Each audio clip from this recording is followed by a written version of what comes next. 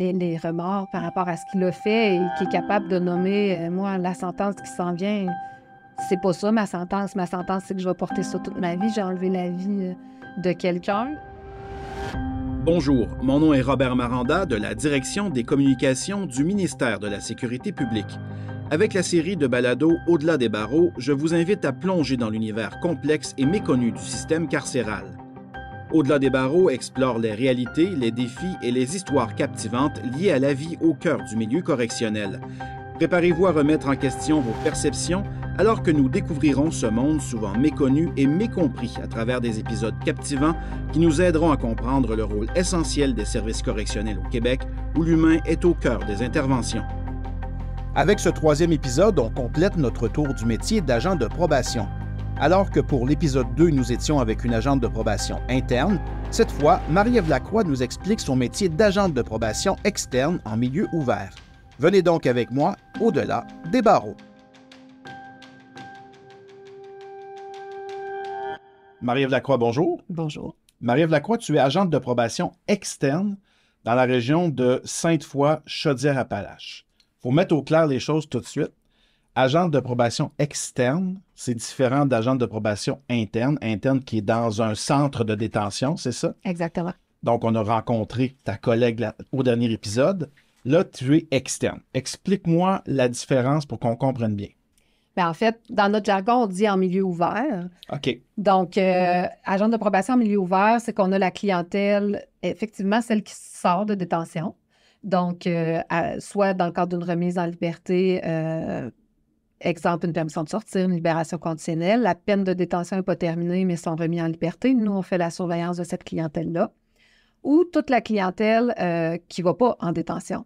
Donc, on fait les rapports pré-sententiels avant la sentence. Mm-hmm. Et toutes les mesures aussi, l'emprisonnement dans la collectivité, les mesures de suivi probatoire, qui sont des mesures sententielles de suivi en communauté. Donc, Okay.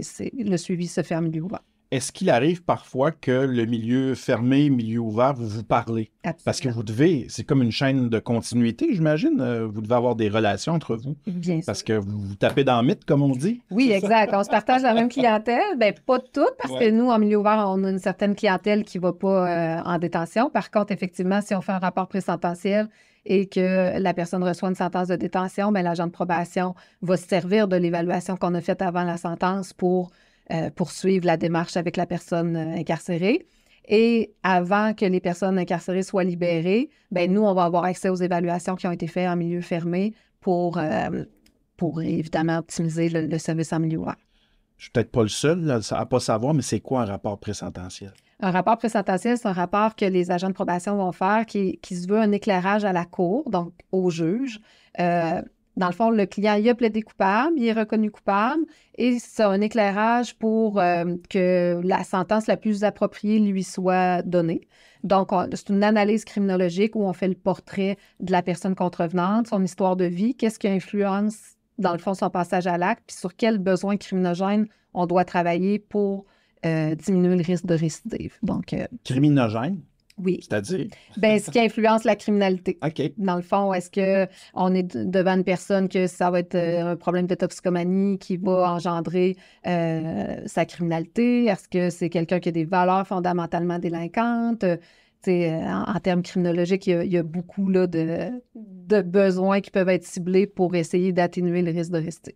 Nous, comme agents de probation en milieu ouvert, notre rôle est très déterminé en fonction de la mesure qu'on gère. Donc, en probation, on les voit de façon bimensuelle ou mensuelle. Ils ont des comptes à rendre dans le sens qu'ils ont des conditions qui ont été prescrites par un juge. Ça peut être de ne pas consommer, pas aller dans les débits de boissons, des interdits de contact avec des victimes. Bon, ça peut être...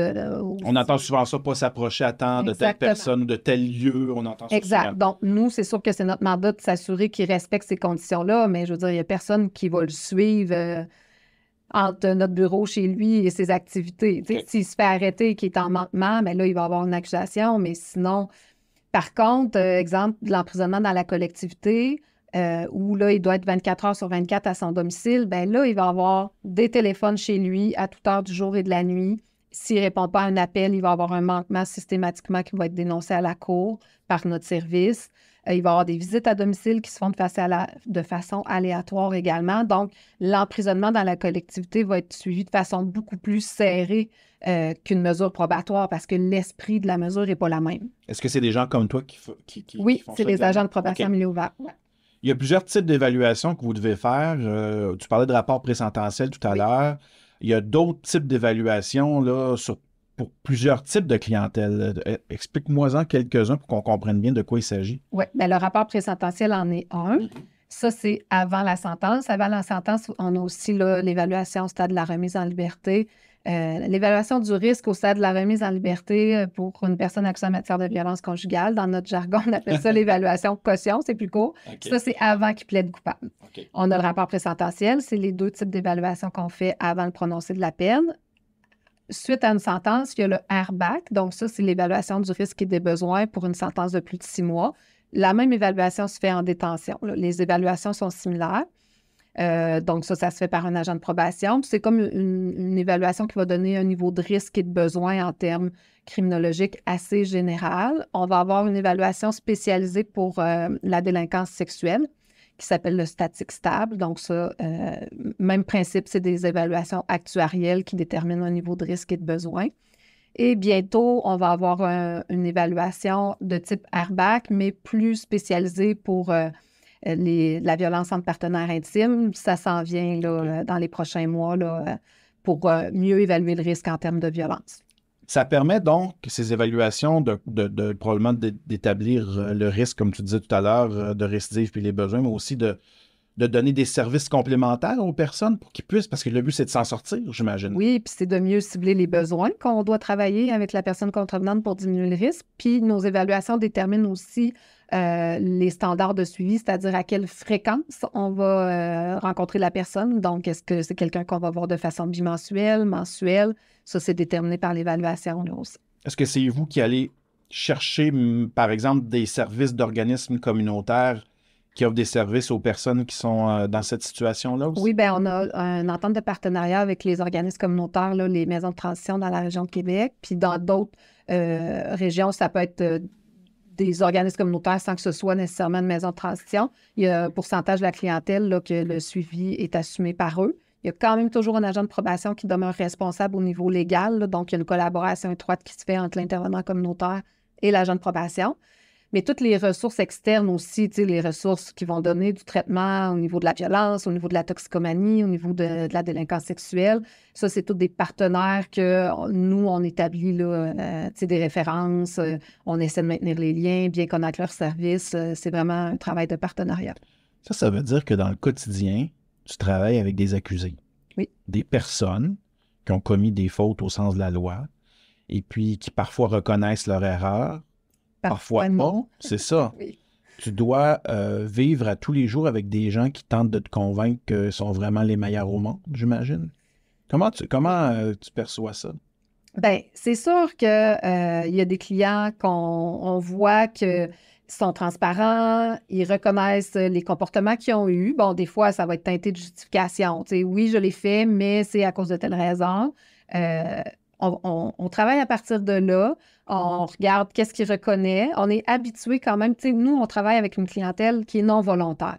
Ben oui. D'emblée. Tu sais, ils n'ont pas le choix de venir nous voir sur une sentence qu'ils ont obtenue. Ouais.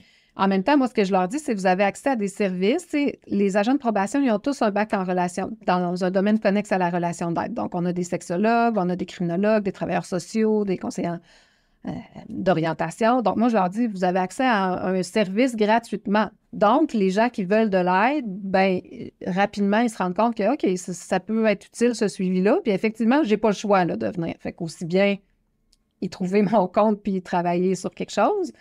On a quand même beaucoup de clients qui sont collaborants, qui vont, tu sais, ils vont reconnaître avec certaines réserves. Sur le bout des lèvres. Sur le bout des lèvres, mais plus le lien se crée, plus il arrive dans notre bureau avec ce qui s'est passé dans sa vie dans les dernières semaines. Des fois, il arrive chargé, des fois, il arrive calme, disposé. On les prend où ils sont rendus. Donc, autant celui qui ne reconnaît pas que celui qui est ouvert, transparent et qui veut de l'aide, bien, on compose avec ça. C'est sûr qu'il y a plus de défis quand on a l'impression que la personne n'est pas transparente puis qu'il ne reconnaît rien. Puis, tu sais, on travaille avec ce que la personne nous donne. Évidemment, on essaie d'avoir accès Surtout quand on est en période d'évaluation, si c'est des délits où il y a des victimes impliquées, on va appeler la victime. On va essayer toujours d'avoir un accès au réseau social de la personne, mais ça prend l'autorisation du client. On ne peut pas appeler sa mère s'il ne nous donne pas l'autorisation, mais c'est sûr qu'on essaie de parler à des proches pour bonifier le plus possible nos sources d'informations. Puis à ce moment-là, ben, finir par avoir un portrait qui est peut-être un peu plus nuancé que ce que le client nous donne, mais d'avoir une idée de la situation exacte. On a aussi beaucoup de documents. On a le précis des faits policiers. Donc, on a comment ça fait. C'est tout le document qui sert, dans le fond, à la preuve au niveau de la cour qui, ultimement, amène au plaidoyer de culpabilité. C'est la petite histoire de la situation. L'arrestation, Okay. Les documents de preuve. Donc, ça aussi, quand même, ça nous aide des fois à... Quand le client nous dit, ben oui, mais c'était pas tout... Ouais, mais tu sais, lors de l'arrestation, les policiers ont noté que telle chose. Tu sais, on peut quand même confronter, on peut... c'est ça, on est outillé aussi pour travailler avec une clientèle qui minimise, qui justifie, qui reconnaît pas, qui nie. Oui. C'est ça. Tu vois tous les travers de l'être humain à ce moment-là, tous nos justificatifs, quand on est dans une situation, quand on est acculé au pied du mur, on a le choix de mentir, de nier ou de dire « OK, je mets un genou par terre puis j'ai besoin d'aide ». C'est un peu ça? Bien sûr, on les voit dans leur vulnérabilité, puis en même temps, il faut se rappeler que c'est assez humain et instinctif d'avoir envie de se présenter sur son meilleur jour. Oui, ben oui. Tu sais, quand on les rencontre pour le rapport présententiel, pour eux, c'est assez déterminant, là. On explique c'est quoi ce rapport-là, puis à quoi ça sert. Il sait que la sentence va, entre autres, être déterminée par ce rapport-là, pas que ça, évidemment. Mais donc, il veut que le rapport soit positif. Puis moi, ce que je trouve important d'expliquer aux clients, c'est un rapport qui est positif. C'est pas un rapport où tout va bien. Parce que si tout va bien puis que tu as commis un délit, ben donc, si tout continue de bien aller, tu vas recommettre un délit. Ben, c'est ça. Voilà. Donc, un bon rapport présentatiel, c'est un rapport où le client nous a donné l'heure juste, où on est capable de mettre en perspective qu'est-ce qui allait pas bien dans sa vie, qu'est-ce qu'il a fait pour avoir de l'aide par rapport à ça, ou qu'est-ce qu'il pourrait faire pour avoir de l'aide, quelles ressources on peut mettre à contribution pour qu'une situation, si une situation similaire arrive, bien, qu'il n'y en aura pas de délit. Fait que c'est ça un bon rapport. C'est pas un rapport où tout allait bien dans la vie de la personne. C'est un rapport où on comprend comment il en est venu à commettre un délit puis comment on fait pour pas que ça réarrive. Toi, tu vois donc des types de sentences possibles, là. Il y a probation, emprisonnement avec sursis, libération conditionnelle à la suite d'un emprisonnement et permission de sortir à la suite d'un emprisonnement. Oui. Donc ça, c'est comme 4 sentences possibles que tu vois là, dans ton métier à tous les jours. Est-ce qu'il y en a dans ceux-là où ça demande plus d'intervention ou c'est plus complexe à gérer?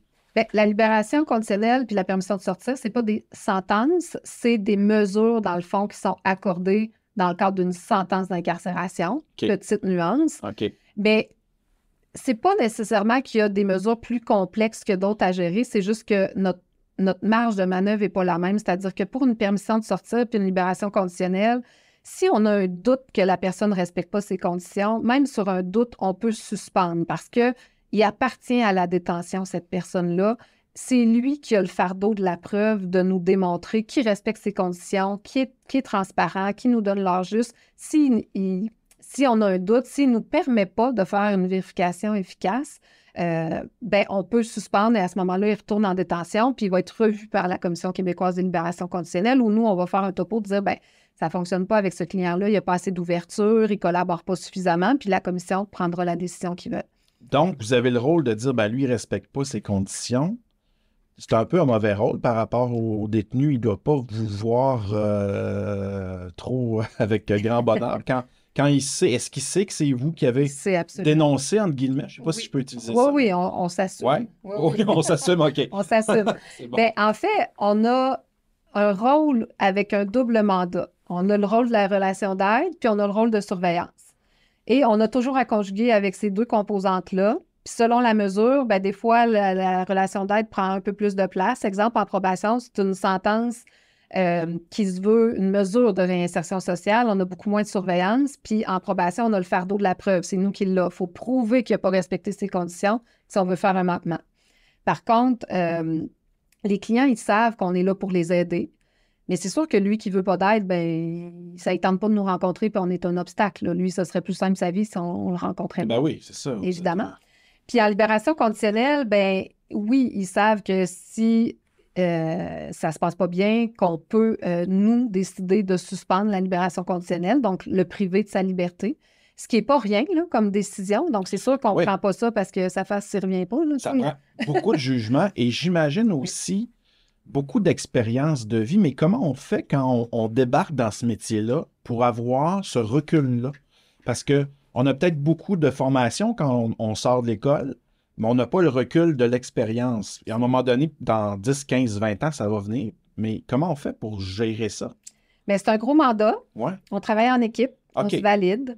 Exemple, pour la libération conditionnelle, on a des personnes désignées de la CQLC. Donc, c'est des agents de probation d'expérience ou des chefs d'équipe.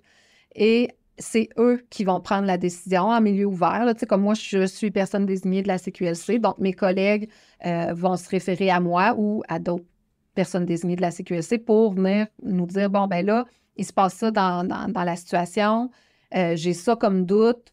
Qu'est-ce que je fais? Tu sais, bien là, OK, on regarde le dossier, on regarde la décision, c'est quoi les conditions légales aussi, parce qu'ils n'ont pas tous les mêmes. Puis qu'est-ce qu'on a essayé jusqu'à maintenant? Est-ce qu'on a déjà fait une rencontre disciplinaire? Tu sais, on essaie d'y aller dans une gradation d'intervention. Est-ce qu'on a déjà fait une rencontre disciplinaire, une rencontre de mise au point? Bon, c'est des termes un peu plus techniques, mais c'est pour démontrer qu'il y a une gradation possible dans les interventions selon le manquement. Évidemment, si il récidive, il recommet un délit, on ne se pose pas de questions, c'est automatiquement une suspension. Okay. Mais s'il nous avoue une consommation, bien, on décortique aussi. Est-ce que c'est lui qui nous l'avoue? Okay. Est-ce qu'il demande de l'aide? À ce moment-là, on peut changer le plan. T'sais, il était chez lui, mais là, on se rend compte qu'il n'est pas capable de maintenir son abstinence. Il nous le dit, il veut de l'aide. On le réfère en thérapie fermée. Bien, on va essayer ça avant de le retourner en détention.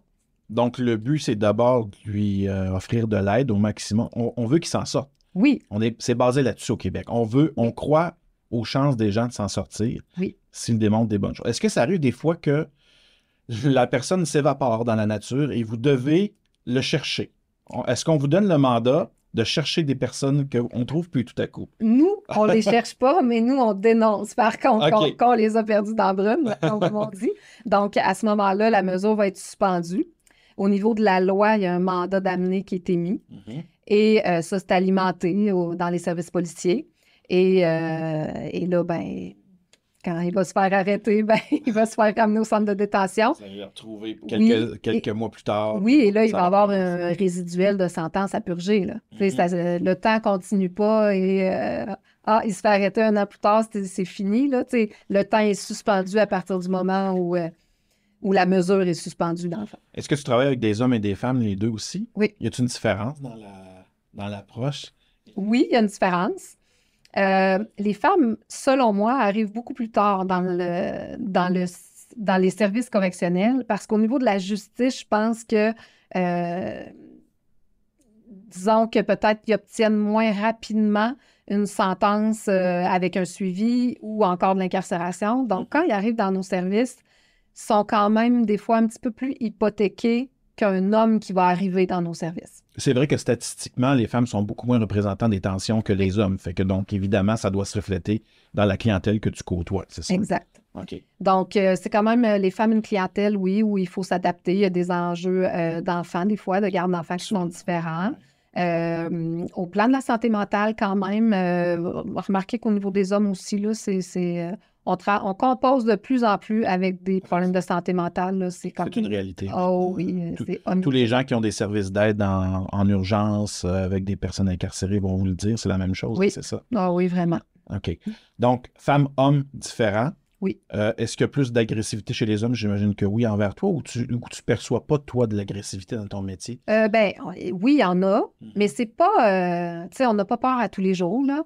Mais oui, c'est sûr qu'on a une clientèle qui parfois arrive chargée, en colère. Il faut apprendre aussi à faire la différence entre un homme qui va arriver dans nos services, qui va parler fort, qui va ventiler, qui va être en colère des fois contre le système, contre la sentence qu'il vient d'obtenir, un sentiment d'injustice vécu.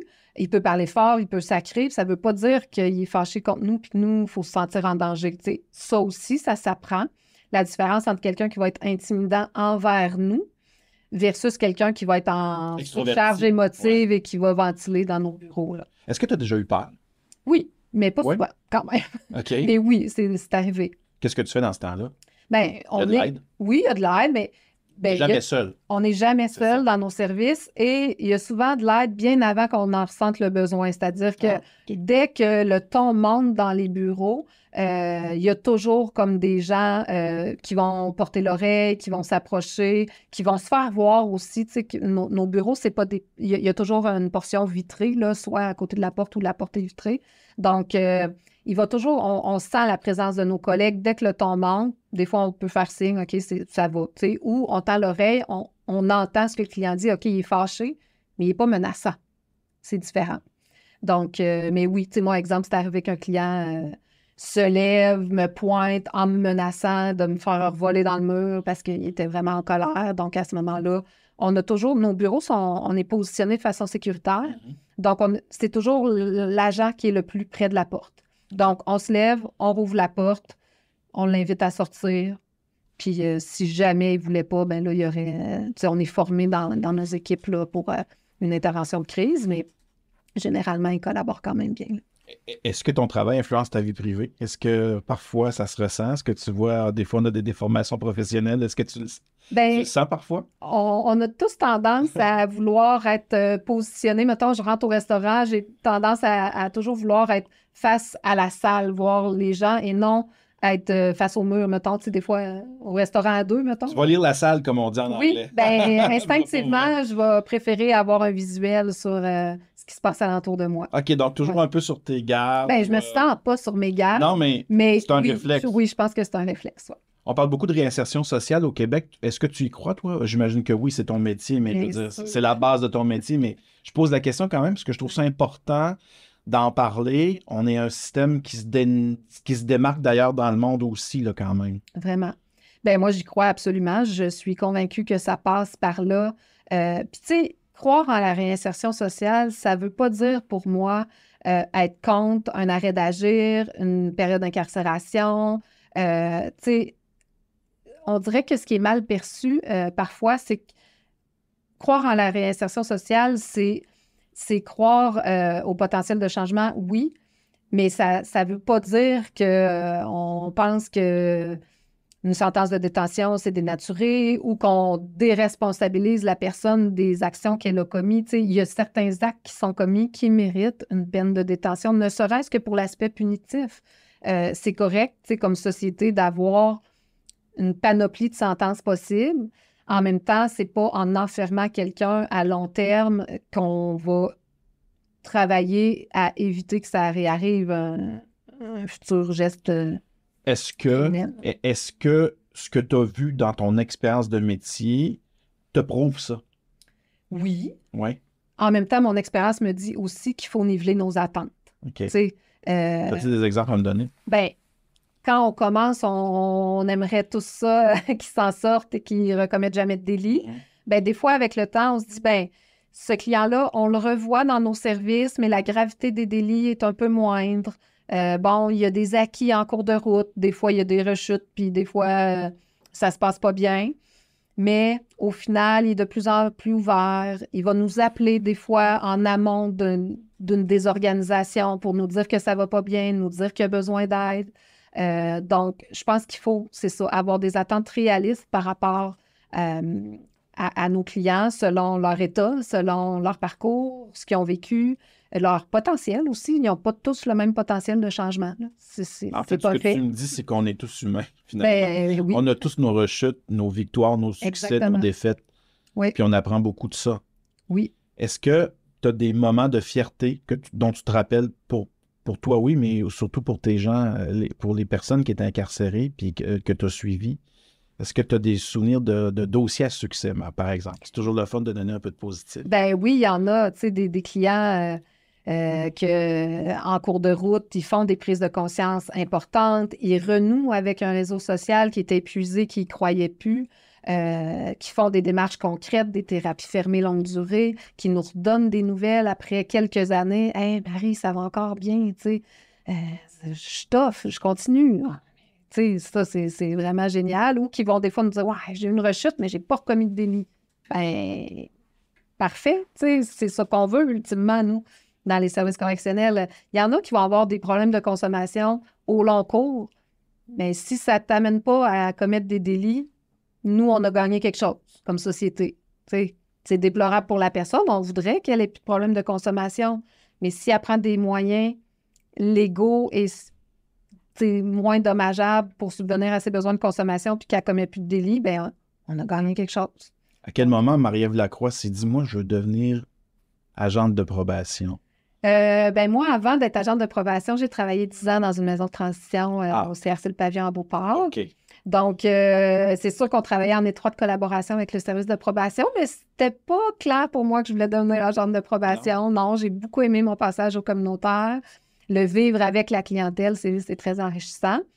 Mais bon, c'est sûr que les perspectives d'avancement, la stabilité qu'amène un emploi comme agent de probation en cours de route, ben, c'est devenu une option. Puis j'ai fait le pas. J'étais allée voir c'était quoi de l'autre côté, puis ça m'a plu. Qu'est-ce qui te passionne le plus là-dedans? Ah, mon Dieu, maintenant, c'est sûr, moi, j'ai un rôle de chef d'équipe maintenant, donc c'est sûr que toute la supervision des nouvelles agentes, parce que tu le mentionnais tantôt, on fait comment quand on commence? Ben, ça prend des coachs. Donc, moi, cette portion-là de supervision et de coaching des nouvelles employées, ça me passionne. Est-ce que tu as de nouvelles employées sous ton aile actuellement? Oui. Comment ils vivent ça, puis comment tu réussis à les conseiller avec ton expérience maintenant? Comment elles vivent ça, il faudrait leur demander. C'est sûr que arriver présentement comme agente de probation, on est dans un vent de changement. Donc, il y a quand même... C'est une grosse charge, là. Celles qui arrivent, ben là, ça peut être ça aussi. Nous. Oui, hommes-femmes. Oui, on voudrait plus d'hommes, mais bon. C'est une grosse charge. Et quand ils arrivent sans expérience, en sortant de l'école, des fois, j'ai un petit vertige pour elles parce qu'il y a beaucoup de choses à apprendre. On touche à toutes les problématiques. On ne peut pas dire, moi, je suis spécialisée en violence conjugale. Bien oui, ça peut être ça, la spécialisation. Donc, quand on va avoir des sexologues, c'est sûr qu'eux, la délinquance sexuelle les intéresse, mais ils vont avoir des toxicomanes, des fraudeurs, la santé mentale. Toutes les problématiques, il faut quand même arriver à se débrouiller, à cerner ça, à travailler avec ces éléments-là. Puis il y a beaucoup de comorbidités. Là. Ça, c'est un même client qui a beaucoup de problématiques. Donc, mais la bonne nouvelle, c'est que tu es là pour les aider. Ben oui, absolument. C'est vrai, c'est ça. Il y a une belle prise en charge. Là. Oui, ben il y a des chefs d'équipe qui font la supervision, puis il y a des agents de probation d'expérience aussi qui, heureusement, qui sont là parce que seuls, comme chef d'équipe, on n'y arriverait pas. Là. Donc, les équipes sont quand même... Oui, il y a beaucoup de nouvelles, mais il y a des gens stables qui apportent leur support. Il y a beaucoup d'entraide. C'est un domaine où c'est ça. Moi, ce que j'aime beaucoup, parce que la question, c'était qu'est-ce qui me passionne? Mm-hmm. Oui, le coaching, mais je trouve qu'on est des belles équipes solidaires, soudées, surchargées, mais solidaires là-dedans. On sent toujours là, que les gens sont là pour se supporter, s'entraider. Est-ce qu'il y a quelqu'un qui aurait un organisme pour telle problématique, quelque chose de très niché? Ah oui, il va voir à telle place, j'ai déjà entendu parler de ça. On a des équipes team là, qui servent qu'à ça. Donc, pour aimer ce métier, pour le faire, il faut aimer l'esprit d'équipe, évidemment, travailler en groupe. Il faut aimer la relation d'aide. Bien sûr. Puis il faut aimer aussi quoi d'autre? Bien, il faut aimer... premièrement, il faut avoir l'intérêt à l'autre. Il faut vouloir sincèrement l'écoute, comprendre qu'est-ce qui s'est passé. T'sais, au-delà du comportement, c'est ça notre rôle comme agent de probation. L'analyse qu'on fait, criminologique, c'est ça, d'essayer de faire des liens entre l'histoire de vie, comment la personne s'est développée là-dedans, puis qu'est-ce qui a influencé son comportement. Donc, il faut avoir l'intérêt à l'autre, il faut avoir une capacité d'analyse, une capacité de rédaction aussi, parce que nous, toutes ces belles analyses-là qu'on a dans nos têtes, il faut les mettre en mots, puis il ne faut pas que ça prenne une semaine mettre ça en mots. On a toujours des délais de rédaction à respecter, donc ça prend une capacité d'analyse, une capacité de rédaction aussi. De l'empathie, de l'écoute, du respect pour la clientèle. C'est sûr que si la clientèle se sent jugée, ils ne se confieront pas là. Tout n'est pas toujours rose dans un métier. Il y a aussi des moments difficiles que tu as vécus. Ça ressemble à quoi, par exemple? Des moments difficiles. Bien, en fait, moi, je dirais que c'est pas... Des fois, avec la clientèle, c'est peut-être de se sentir démuni. Puis je parlais de la santé mentale qui est omniprésente. C'est sûr que notre clientèle délinquante, pas toujours ouverte au service, toxicomane de surcroît, problème de santé mentale, même quand on réussit à dire, bon, ben là, va-t'en à l'urgence psychiatrique, tout ça, ben sitôt rentré, sitôt sorti. Donc, c'est sûr que ça, on se sent démuni parfois avec cette clientèle-là.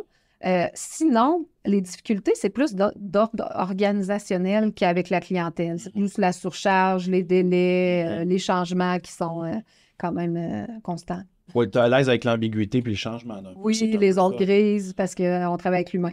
Il y a sûrement un moment, depuis que tu fais ce métier-là, que tu as été ému aux larmes, là. En bien ou en mal, mais plus en bien normalement. Quand on est ému, c'est relativement positif. Oui. Qu'est-ce qui te vient à l'esprit?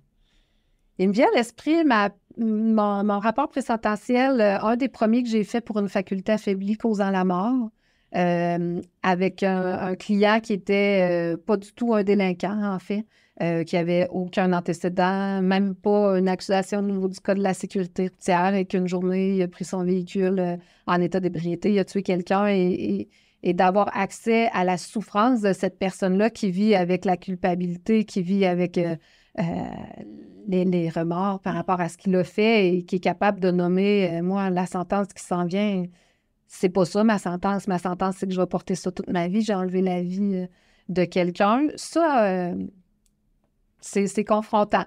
C'est poignant. Ben oui, évidemment, on n'est pas insensible à la souffrance et là, c'est une souffrance qui était palpable, réelle.